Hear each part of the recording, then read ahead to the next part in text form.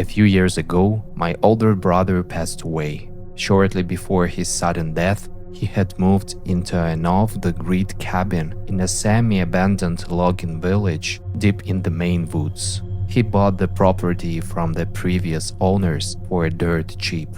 His death was completely unexpected. He wasn't sick and never complained about his health. He was a cheerful guy who just wanted to live away from civilization. But the circumstances of his death were deeply disturbing. His body was found on a dirt road leading to the village. He was missing his left leg, and his face was frozen in a grotesque grimace of pure terror. The local authorities concluded he was the victim of a brutal bear attack.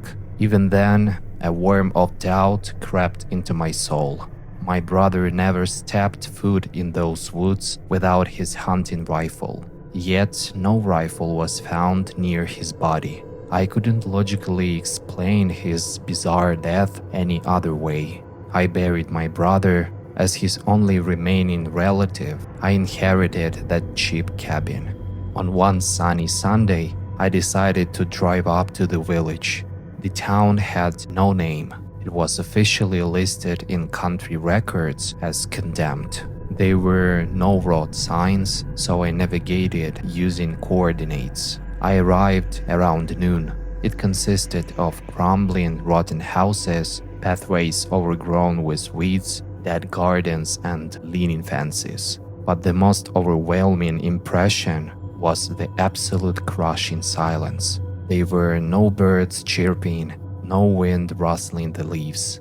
The village consisted of 2 small blocks. The perimeter was enclosed by a massive wooden fence with only one entrance. The block where my brother's house stood was to the left of the gate. I decided to walk around the entire block first, inspecting this strange and gloomy area. Suddenly, I heard a sharp squeak. It sounded exactly like a metal saw scraping against a rusty pipe. The source was an open window in one of the neighboring houses. I saw a freight curtain swaying slightly and realized why the sound was so unnerving. Besides my own footsteps and the rustling dry grass, it was the only sound in this entire place. I got this heavy sensation that someone was watching me from the shadows. After a short walk, I finally gathered the courage to inspect my brother's house. It was a 2-story cabin. On the first floor, right past the entryway, was the kitchen. On the dining table sat a plate of half-eaten roasted potatoes, giving off a savory aroma. I cautiously took a fork and took a small bite. The potatoes were piping hot. The very second I put the fork back down, a sound echoed from the hallway. A small metal ball, about an inch in diameter, bouncing down the wooden stairs from the second floor. It hit every single step before rolling across the floorboards and coming to a stop right under the chair. I pulled the chair back to pick it up, but I didn't find the ball. I inspected the bottom of the chair, but I didn't see the ball this time either. It had completely vanished. I started feeling deeply uneasy. I had absolutely zero desire to go up to the second floor to investigate. I decided that 15 minutes in this village was more than enough for me. I glanced down at my watch to check the time. It was already 1:30. It was impossible that I had been there for an hour and a half, but the hands on the clock showed exactly that time. Suddenly, a deafening stomping and crashing erupted from right above my head. It sounded as if 10 heavy men had simultaneously jumped out of their beds on the second floor. Pure blinding panic seized me. I sprinted out of the house. I threw a quick glance at the spot where I had parked my car. To my absolute horror, it had been moved. It was now parked completely outside the block, in the different part of the village. I was running away from that damn house, but something was already coming down the stairs to greet me. probably exactly the way it had greeted my brother. As I ran past the front of the house, I glanced back at the window and saw it. It had an unnaturally square face. Right in the middle was a tiny nose, and below it a gaping maw. There were no eyes on its head at all. I bolted toward the car like a bullet. As I jumped into the driver's seat, the creature stepped out of the front door. It looked like a deformed humanoid, missing its left arm, but with a grotesquely muscular right arm. This massive arm wasn't growing from the shoulder, but protruding horribly from its shoulder blade. I slammed on a gas pedal and sped past it. I was driving away in a state of absolute shock. After putting some distance between myself and the village, I checked my watch. It was 10 minutes to 4. Time was completely broken. At exact 4 o'clock, I pulled off the dirt road onto the main highway. I pulled over to the shoulder, opened the door, and fell to my knees in the grass, violently sick. I stared back in terror toward the turnoff leading to the village. Ever since that day, I only sleep with the lights on. I put the house up for sale the exact same day, asking for half the price my brother paid. I explicitly wrote that it required major renovations. A buyer appeared, a young pair of newlyweds wanting a secluded honeymoon. The price was so attractive that they gladly agreed. A month after the sale, I received tragic news. The young bride was brutally murdered out there. Her eyes had been completely scratched out, and her husband had lost his mind. The property was immediately seized by the state. Investigators came to my house, but I lied. I answered that I had only been there for a few minutes and knew nothing. Today, that entire area is some kind of restricted military or government facility, completely surrounded by barbed wire fences. People on the internet write that there is a massive magnetic anomaly zone there. On Google Earth satellite maps, that specific spot just shows an endless, dense forest. What is actually going on out there right now, I don't know, and I never want to know. This happened a couple of years ago. At the time, I was living with my parents in a sprawling, old 3-bedroom apartment in a historic building. I always loved animals, but for some reason, they never lasted long in our house. They either died or ran away for unexplained reasons. There were many times when a pet would get severely sick, and in a miserable state, we would give it away to a different home. And literally, a week later, in a new house, animal would miraculously revive, become completely healthy, and live for many years. At first, I blamed it all on my own irresponsibility and inability to care for them. But one day, when I got a dog, I looked at it from a completely different perspective. My dog was constantly staring at something. It would sit in the middle of the room and stare into empty corners as if it saw something we didn't see. Sometimes it would bark aggressively at empty doorways and growl, baring its teeth. I tried to logically explain it to myself by thinking that it probably just heard the noise of the neighbors behind the old walls. But one night, I was lying in my bed. The apartment was submerged in silence. Suddenly, I heard the thick power cables from my laptop scattered across the floor start moving loudly. It sounded exactly like someone heavy had caught their feet in them and was dragging them across the hardwood floor. I thought it was my dad getting up for water. I called out to him into the dark, but nobody answered me. Then I called for my mom. Nothing. My only answer was the sound of someone's breathing coming from right out in the hallway. Deep, raspy breathing that did not sound human whatsoever. Shivers ran down my spine. I yelled, "Hey, stop messing around." Hoping it was just a prank, no answer followed. I forced myself to get up and walked out into the dark hallway to see who was there. There was no one. I carefully peeked into my parents' room. They were fast asleep. At that exact moment, my dog started owling in the living room. It was a long, pitiful owl full of pure fear. And that is when I started to feel truly terrified. A couple of weeks later, the situation escalated. My parents went away for the weekend, and I was left to sleep at home absolutely alone.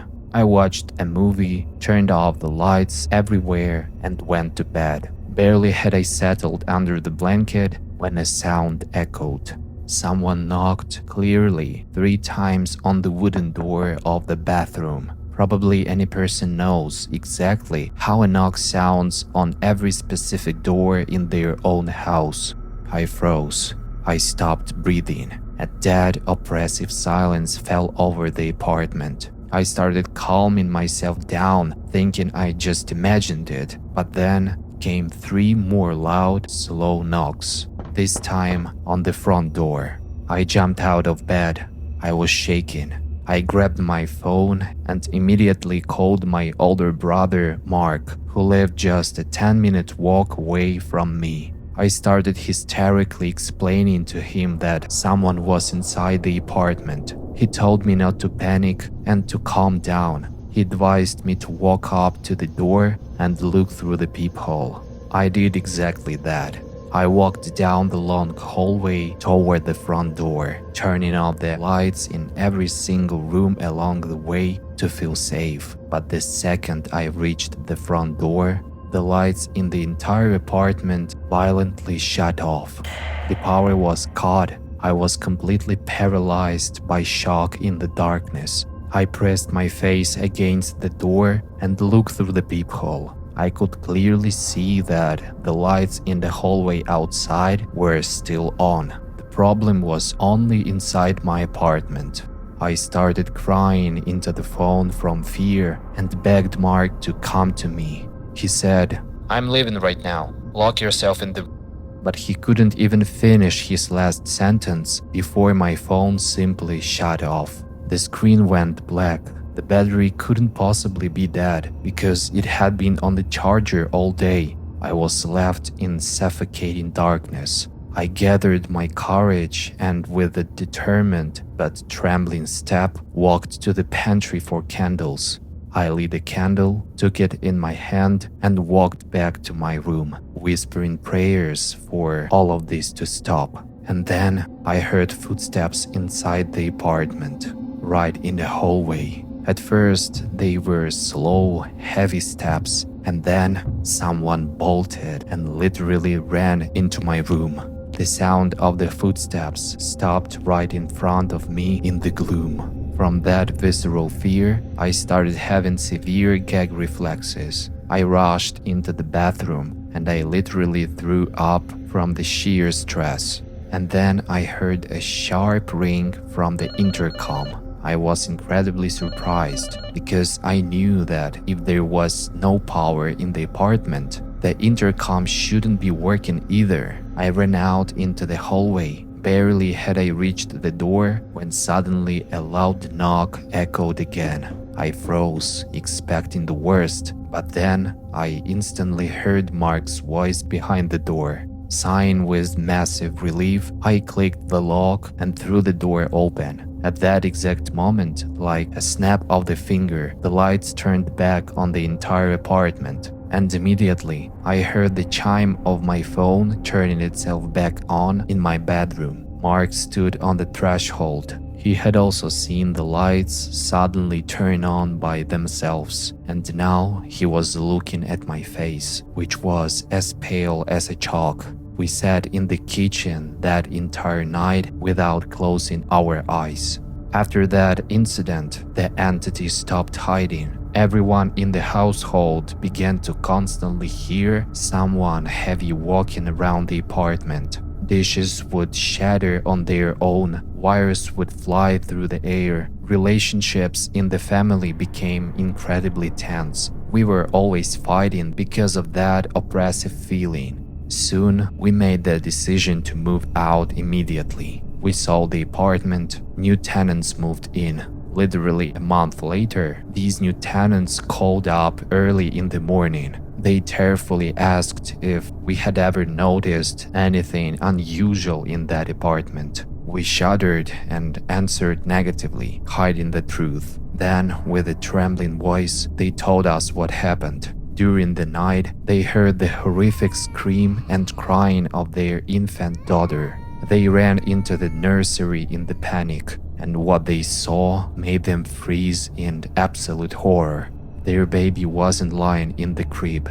The baby was suspended in the air 3 feet off the floor. The little girl was choking as if someone large and invisible was tightly holding her by the throat. As soon as the adults entered the room and screamed, the invisible hand sharply released its grip. The infant fell to the hardwood floor with a heavy thud. The little girl suffered a concussion that night. What that creature was and how those people are living now, I don't know. I hung up the phone and never contacted them again. But every single day, I thank God that we moved out of that cursed apartment in time.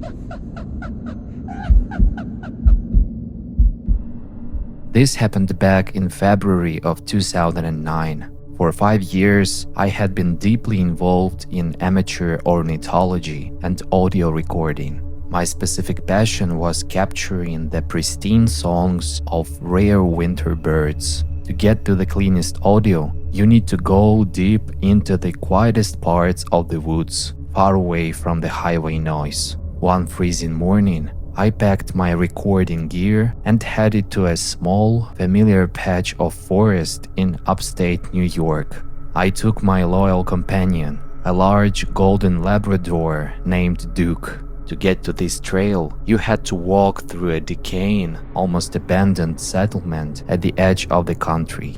It felt frozen in time, with rotten fences and collapsed roofs. I let Duke off his leash since the dirt road was deserted. We were walking down the center of the main street when I spotted an old woman. She was standing by the rusted mail tube at the edge of the dilapidated property, dragging a heavy sled full of firewood. Suddenly, the hair on the back of Duke's neck stood straight up. He let out a vicious snarl and lunged toward her, barking aggressively.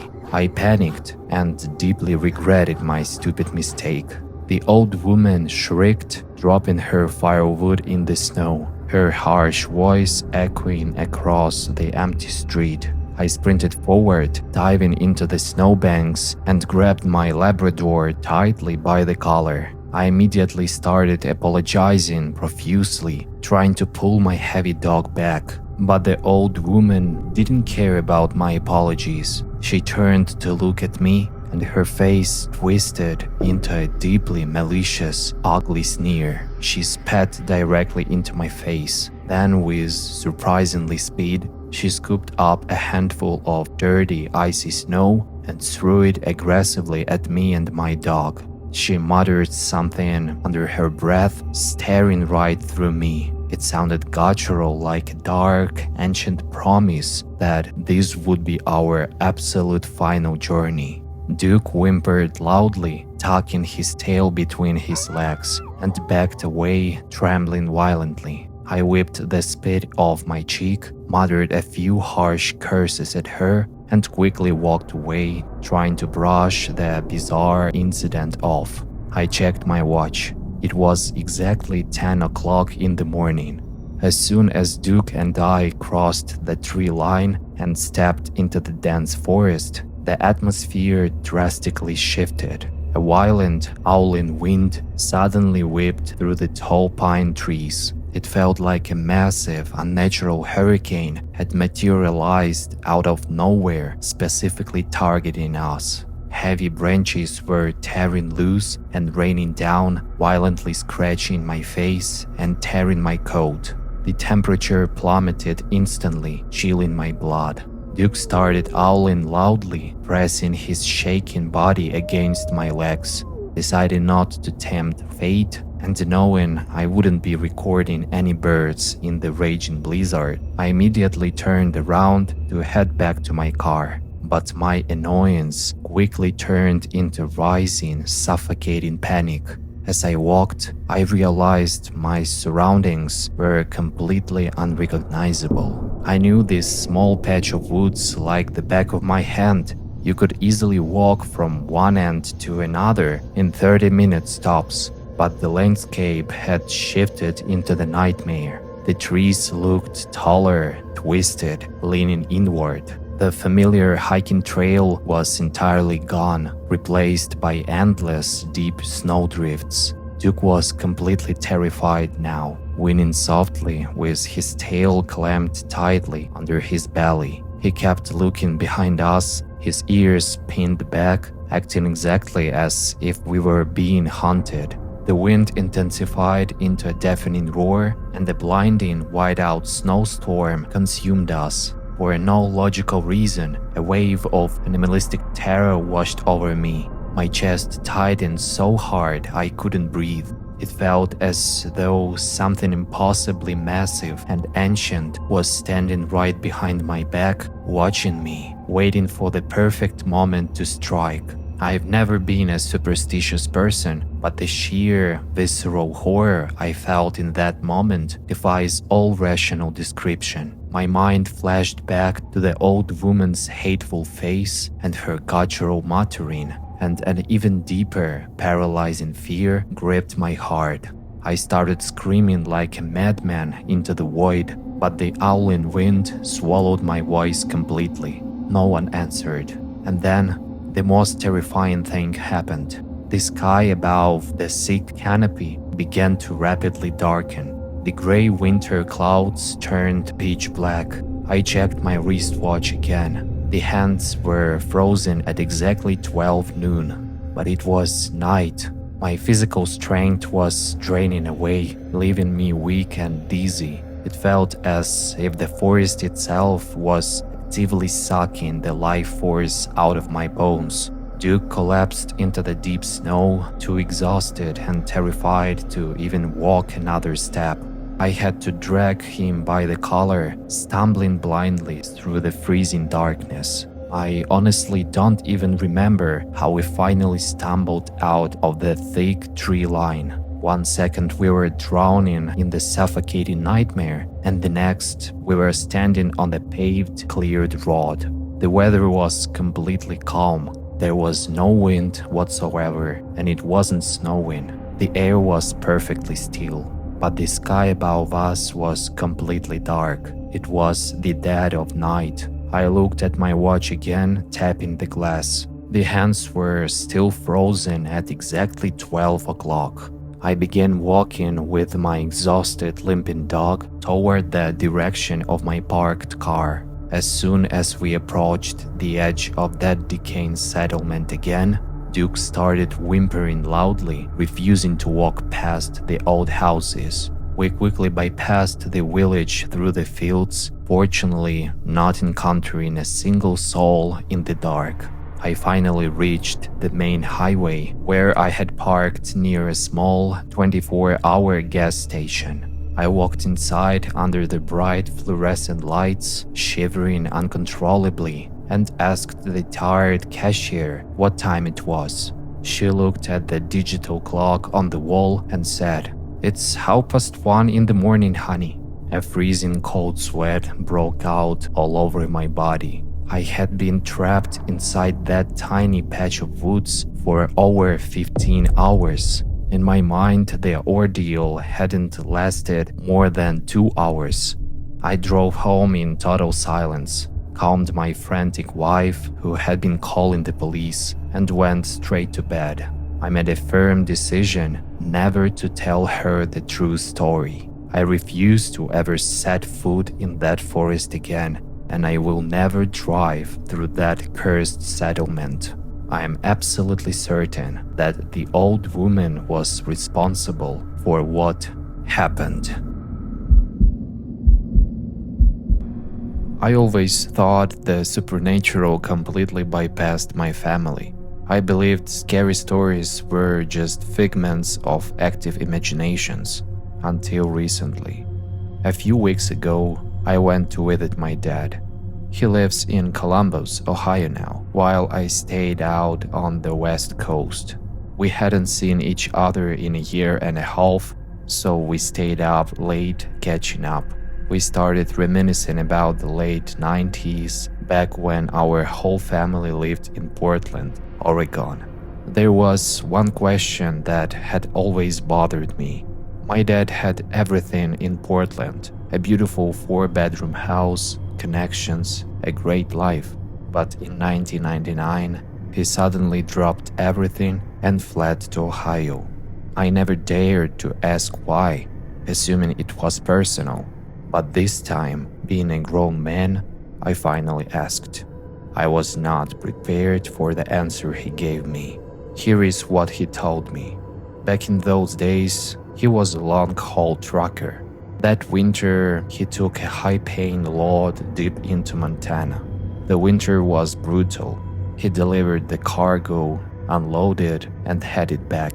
But on the way home, the interstate was shut down due to massive snowdrifts and avalanches. He had to take a detour. It was a narrow, godforsaken state route cutting straight through a dense national forest. Dad had been driving on it for about 30 miles. There wasn't a soul around. No oncoming traffic, nobody in the rearview mirror. Just towering black trees and falling snow in the headlights. Dad was squinting at the road when he noticed a shape on the shoulder. At first he thought it was just a large snow-covered tree stump, but as he got closer, he realized it was a person. Who in their right mind wanders the woods in the blizzard, he thought. He hit the brakes, but the massive 18-wheeler slid on the ice for another 50 yards before coming to a halt. He looked in the mirror. The person was just standing there, unmoving. Dad rolled down the window, letting in the freezing wind, and yelled, "Hey buddy, hop in. I'll give you a ride. You gonna freeze."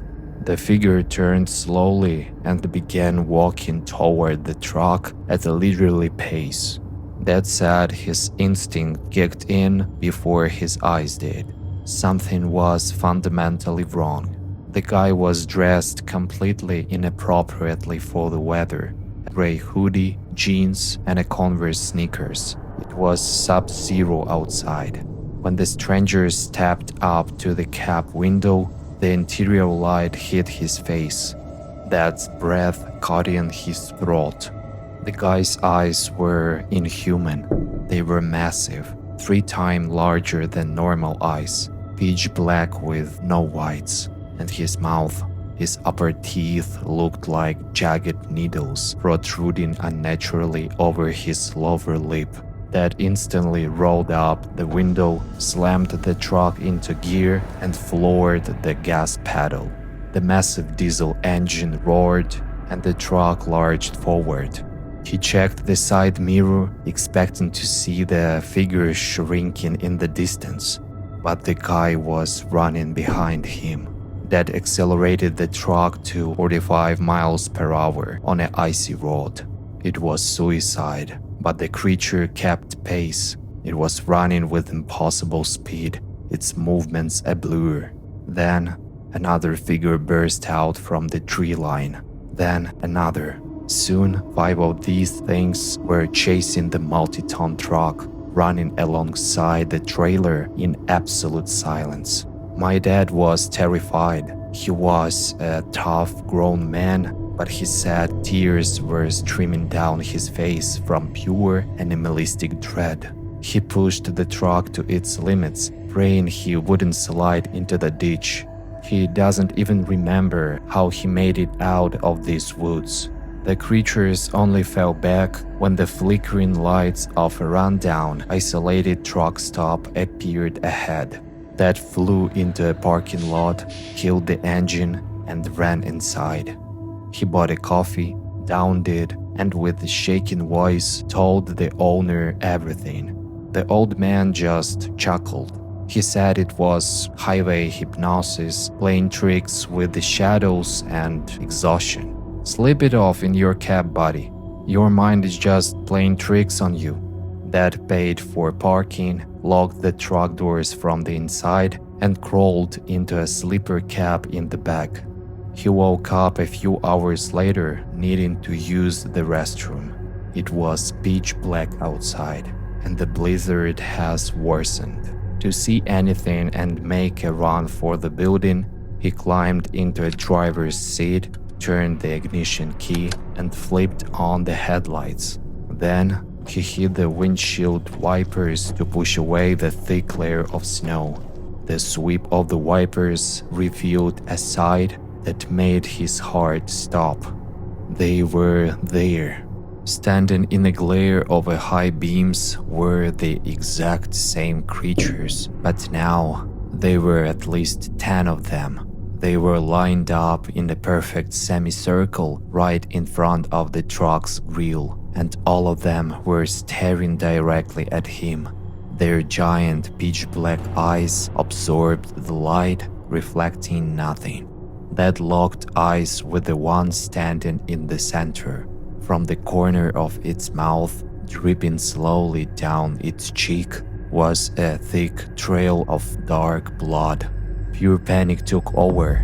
Dad slammed his fist onto the steering wheel. The truck's massive air horn shattered the night silence. The deafening roar startled the creatures. They flinched and scattered chaotically, vanishing into the darkness of the storm.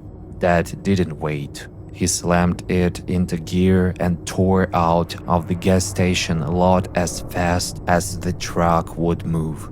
The most terrifying part, he said, was the rest of the drive. It was pitch dark, snow hammering the windshield, and absolutely nothing visible in the rear-view mirrors. He had no idea if they were running behind him again in the blind spots. He drove non-stop without blinking until he saw the city lights of Portland. After that run, my dad changed. He developed severe paranoia. He would wake up multiple times a night, just standing by the window staring outside. He was terrified that those things had followed the truck all the way to the city and figured out where we lived. Almost a year passed. It was New Year's Eve 1999. In the early evening, Dad stepped out onto the balcony of our third-floor apartment to smoke a cigarette. He looked down at the street and his blood ran cold. Standing directly under the yellow glow of the streetlight were them. 3 of them. They weren't moving. They just tilted their heads back, staring straight up at him with those massive, void-like eyes. Dad flew back inside, double-locked the balcony door, and drew every curtain in the house. He called a buddy of his and stayed on the phone with him until the sun came up, just to hear a human voice, just to feel like he wasn't alone. The very next day, he packed his bags, bought a one-way ticket, and flew to his relatives in Ohio. He sold the Portland house remotely a month later. He gave up his entire life just to be as far away from those woods as possible. Then my dad went silent, took a sip of his drink, and looked me dead in the eyes. "It's been only 20 years, he said quietly. "But you know what? Every time I drive on an empty highway at night, or just step out onto the balcony to smoke a cigarette, my chest tightens with this primal dread. I'm terrified that one day I'll look into the darkness and they'll be standing there again, that they finally found me."